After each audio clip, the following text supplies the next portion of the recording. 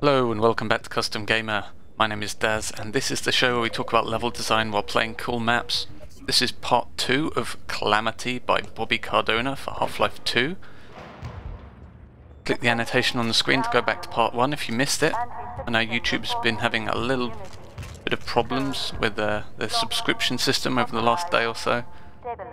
So part 1 may not have shown up in your sub box. So last episode we just finished a puzzle in which the author had kind of restricted the player's input into the puzzle, which I wasn't really too big of a fan of. Now we get to continue onwards. Things get a little bit more hectic now.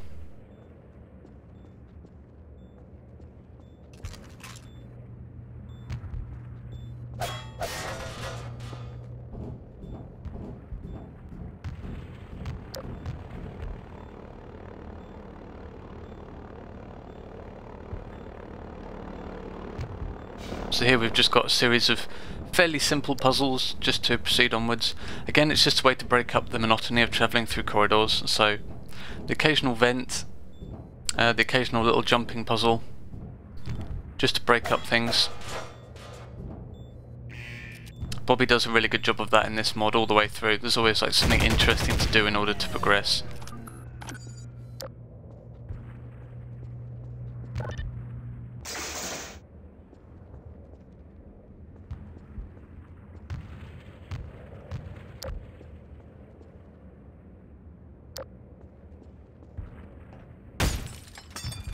So we're back in the shipping container yard. Gets a lot of mileage out of this environment. So this next piece of gameplay was another thing I wasn't really too fond of. So you notice here there's another push. So once you fall down here there's no way back. And you're instantly kind of cornered by this gunship. You really don't have anywhere to go. It kind of appears instantly as soon as you travel over the push. You're instantly assaulted by this gunship and a crap ton of combined soldiers. And there's nowhere really to go. You're kind of forced back into this little corner. There's no kind of alternate routes to get around. Your choices are to basically stay in this corner and hide and pick things off like this, or just kind of Rambo it out into the train yard and just hope and pray that you can find somewhere to take cover.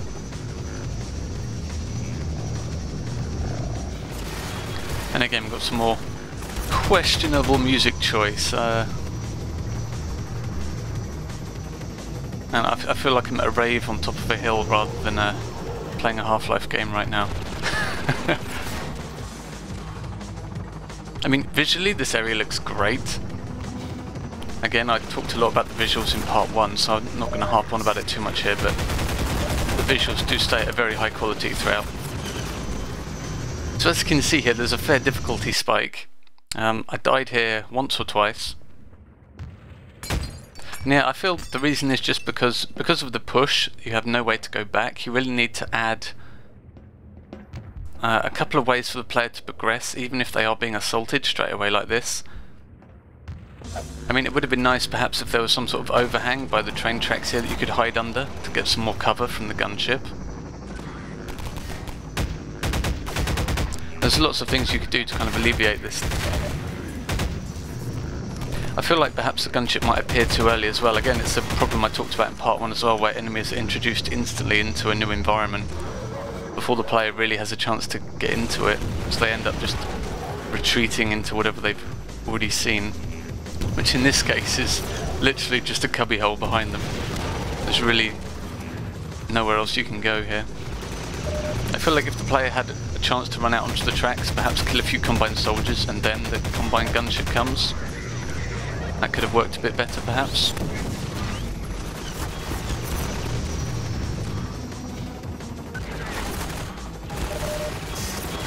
Saying that though, I think there is something to be said about putting the player in an uncomfortable situation. There is something very, very satisfying to be had when, as a player, you're running for your life and you just about make it. Perhaps that's what this area was intending to do, get the player to just run to the end here like this, but I just feel like there's not enough kind of visual language describing that you have to run. The fact that all the enemies turn up so quickly, you're just kind of forced backwards, and it feels very, very unnatural to expect a player to just run headfirst into a whole bunch of enemies like that. So yeah, I'm not quite sure what the intent was here. So as you can see, we've activated that small combine train. There were a couple of painted signs on the walls throughout the mod saying that they've planted a bomb on this train and you have to activate it.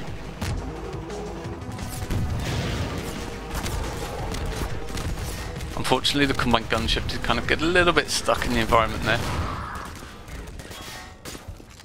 I do kind of really like it when like combined helicopters or gunships or any kind of flying unit in Half-Life game really kind of flies really close to buildings and the ground, so you get all the dust kicked up everywhere. It looks really cool, but you do have to kind of be really careful with the scripting and the pathing, more to the point, because it's very easy for them to kind of wander into buildings and things like that. It looks very silly when that happens, unfortunately. Luckily there are some health and armor charges here, which is great after a big fight like that. Now the author's putting another push here, so we can't go back to the train tracks now after we jump off that balcony. There's a lot of forward momentum here. You're never really kind of backtracking a lot because of all these one-way pushes. Now this area reminds me a lot of, I think it's the either Follow Freeman or Anti-Citizen 1 chapter of Half-Life 2. You're kind of travelling through the industrial district of City 17. And you're going through that big factory plant area. This part of Calamity reminds me of that a lot. Again, it's mostly the lighting and the kind of very sparse nature of the environments here. Really nice feeling. So we've got a little break in the action here. A little bit of exploring, a little bit of puzzling, knocking down some turrets. There's a little bit of combat, but nowhere near as much as we just had. So we're definitely taking a break right now, which is good. Just had a big fight, so it's nice to have some of this now.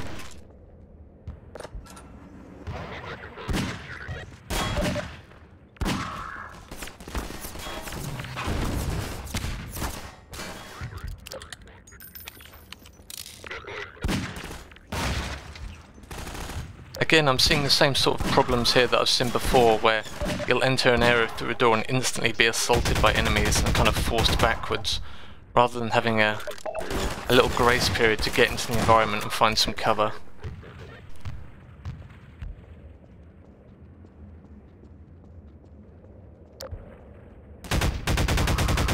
I think this area could have been really good to have an ambush set up by the Combine, because you've got these overhead walkways. You've got a lot of play that could happen around this area.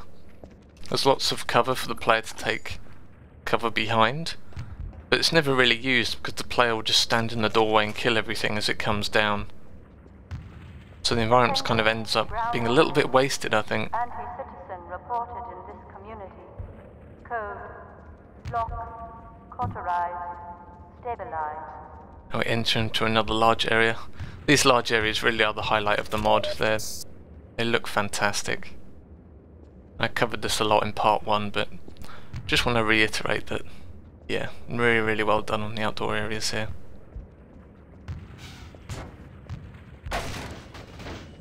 There's a little bit of exploring you can do to find supplies.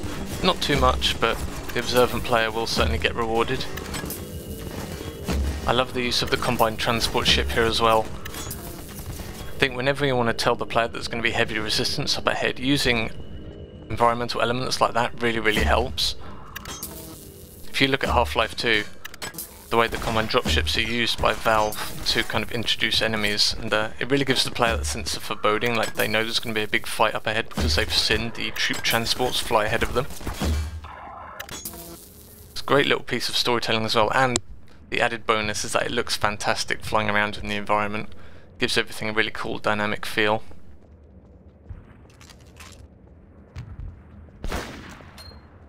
This area does get a little tricky though. So, combined snipers, everyone knows how to deal with them, but there really isn't a lot of wiggle room here. You have to kind of be really pixel perfect with your aim to actually get rid of them.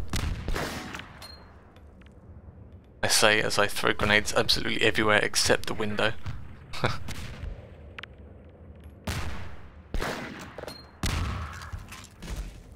Luckily there is a grenade box here. This area would have been horrible without one.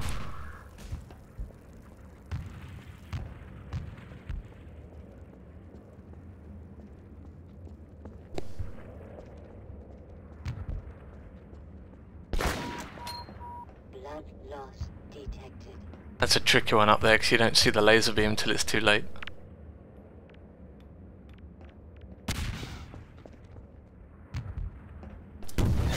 This area is quite nicely set out though, because there is always cover you can use, so it's not frustrating in any way that there's no cover and you're just going to get shot to death. It's just a case that some of the windows can be very hard to actually get grenades into.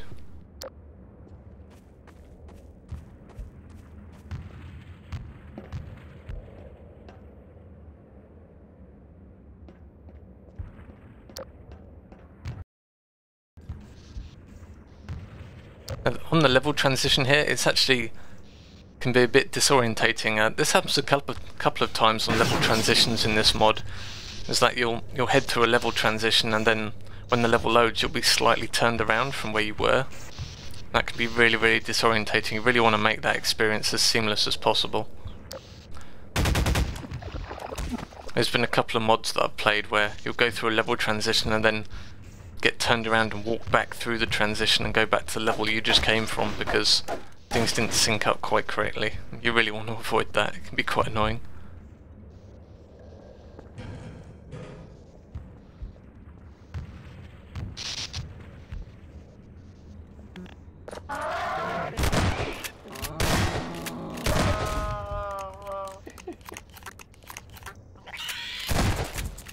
So I like the fact that the mod goes back into kind of a small scale now, so you had these big open fights, lots of combined soldiers, dropships, big open environments. And now we're in more of a claustrophobic area. It's a great change of pace. Keeps things interesting. We've got another radio broadcast here. Again, this one is optional, which is good. In 10 months, this new extraterrestrial force continue to beat, starve, and control humanity. We tried fighting, they were too strong. For 7 straight days, they destroyed cities, killed thousands, but then they stopped. I like this area. This kind of hops on a lot of areas from Half-Life 2 where, you know, combined snipers will be taking out zombies in front of you. It's a great way to introduce combined snipers without them being a danger to the player. As the last thing you want to do is for the player to run out here and get instantly shot by 3 snipers. That's just going to be really, really frustrating. So you really want to introduce the threat to the player and then let the player work out for themselves how they're going to get past it. There's a couple of ways you can do this area. Obviously you can, as a player, you can take the time to flush out all the snipers with grenades or rockets, or you can run between cover. Another option I would have perhaps liked here is if zombies would keep coming out of, I don't know, like perhaps a tunnel in the ground or out of doors or something, so that you can kind of use them as a distraction to sneak by the snipers. As it stands, the zombies are just kind of used to introduce the snipers and then kind of disappear from the environment after they're all dead. I think there's a little bit more play that could have been used here to give the player some more options about how they want to deal with this. I'm going to skip ahead a little bit here because I actually missed the ladder on the wall there, so I got a little bit confused in this area. It's completely my fault, so we'll just skip ahead.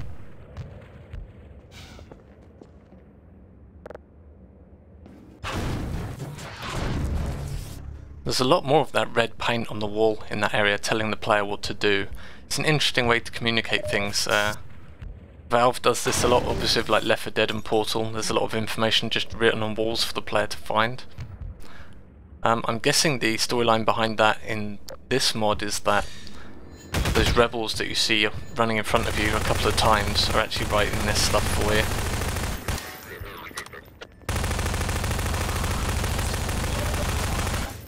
And this area is kind of nice because you've got another one-way push down from that balcony there, then you're instantly assaulted from all sides by combined soldiers. So you really have nowhere to retreat to, you have to just kind of do the best you can in the environment.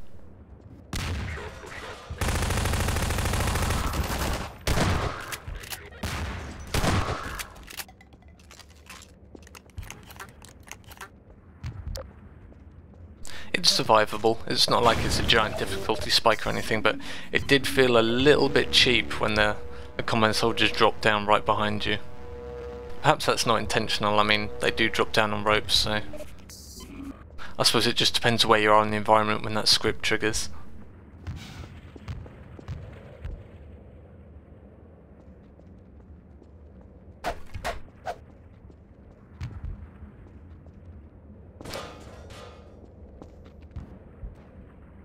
I did wonder if you could crawl in here. Obviously that's the path that the manhacks flew out of. You can't actually get in there yourself. Attention, ground unit. Anti-citizen reported in this community. Now we've seen a bit of red text on the wall which told us to destroy this combine scanners here. And of course all the ridiculous noises kind of gives the game away that there's a Strider in this area. So Strider battles, they're fun if you can get them right. Luckily this mod does a fairly good job. What you really need for a Strider fight is just lots and lots of line of sight breakers. Destructible cover isn't really that great for the player in a Strider fight because the Strider will just break it or shoot over it. So what you really need are kind of hard line of sight blockers, which luckily there are a lot of them here that you can use to your advantage.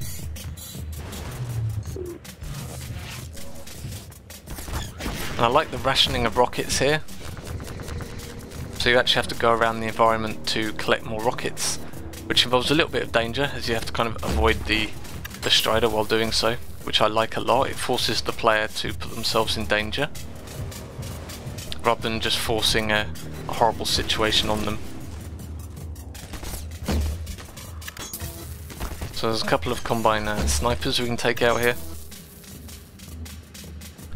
But in order to finish off this Strider you actually have to go towards it and put yourself in harm's way, which I really like. There are a couple of rockets, you can grab the gravity gun, which is great. So you can make this easier for yourself with a little bit of quick thinking.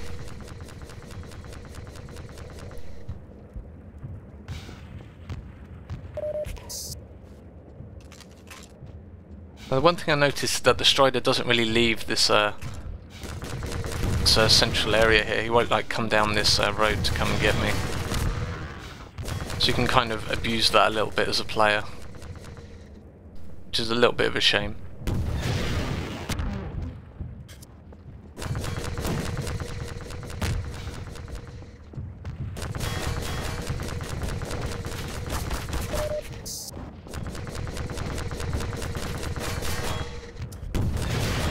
Another mad dash to the rocket crate and we should be able to get rid of this guy.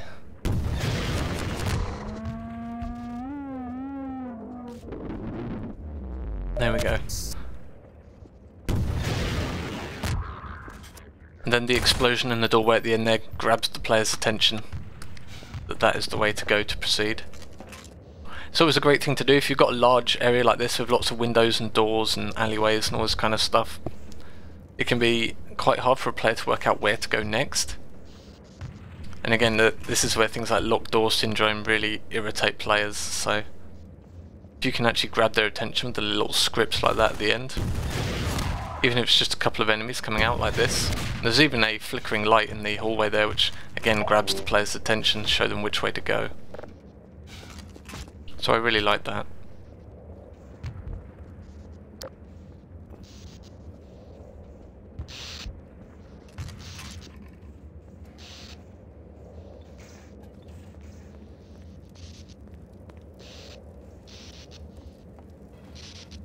I can have another look around. There's a couple of areas where there's been holes in walls and you've had to push something out the way with the gravity gun in order to progress. Again, that's just another way of breaking up the monotony of navigating around a level. Just another simple obstacle you can put in the player's path that they have to think a little bit on how to get through. So got some more story here. Again, there's nothing blocking the player from just ignoring it and moving forwards, which is great. You really don't want to just lock the player in a room with a radio and make them listen to things like what happened in part 1 of this. That's really irritating. Best grenade 2013.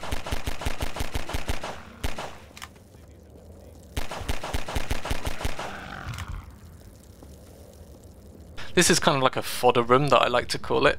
id Software likes to do this a lot with their games, where perhaps 3/4 of the way through the game they'll just put in a stretch of level with just really low end enemies in it. For instance, if you play Quake 2, there's a section where you've got rocket launchers and hyper blasters and railguns, but they'll just put a bunch of kind of like just low level basic grunts in your way. The guys with blasters and shotguns and things. And you can just blow through them with absolute ease. They're no obstacle to you at all, but it's just really fun to mow through these guys that were giving you trouble early in the game, but now you can just completely dominate them. It's always an interesting idea to throw a section like that in your map where, you know, you've got a bunch of zombies there, but you've got grenades, rockets and all this stuff, and you just completely demolish them. They're absolutely no threat at all, but it's just fun to kill them.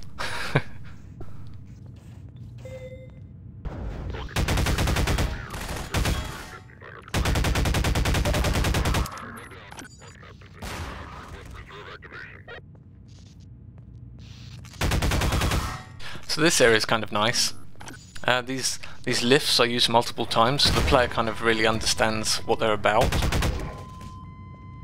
So you see them instantly right there, and it's kind of the main object in the hall is this lift, and it's got a light and a sound and everything, so it really grabs the player's attention. And then later on, the lifts are reused on different floors, and they're always containing combined soldiers, so you always know when you hear a lift that there's going to be a fight, and you can kind of prepare accordingly. I really like that. Just reuse of a simple mechanic like that. The player can learn and understand it. Overcome it.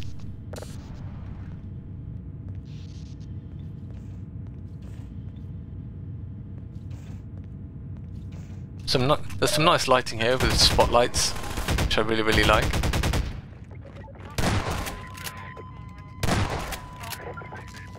I like that this room here is fairly dark, but you've just got bright hot spots beyond it in the corridors and rooms beyond. So you can see enemies coming in.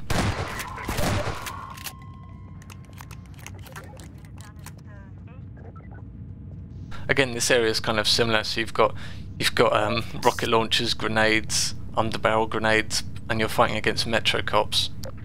It's just another section where you can just completely and utterly obliterate the enemies. Kind of like an ego stroking moment, I guess. Like these enemies are absolutely no match for you.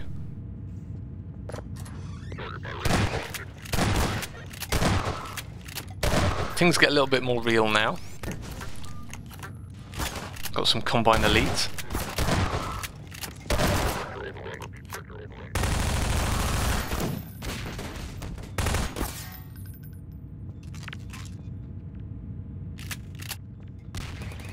And again, we've got a one-way push here, so you're actually stuck in this room and you have to fight all these guys.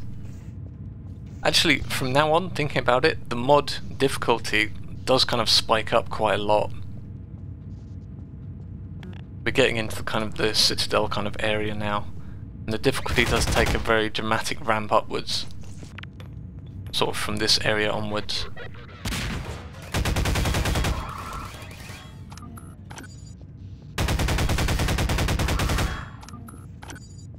Okay, so I think that just about covers it for part 2.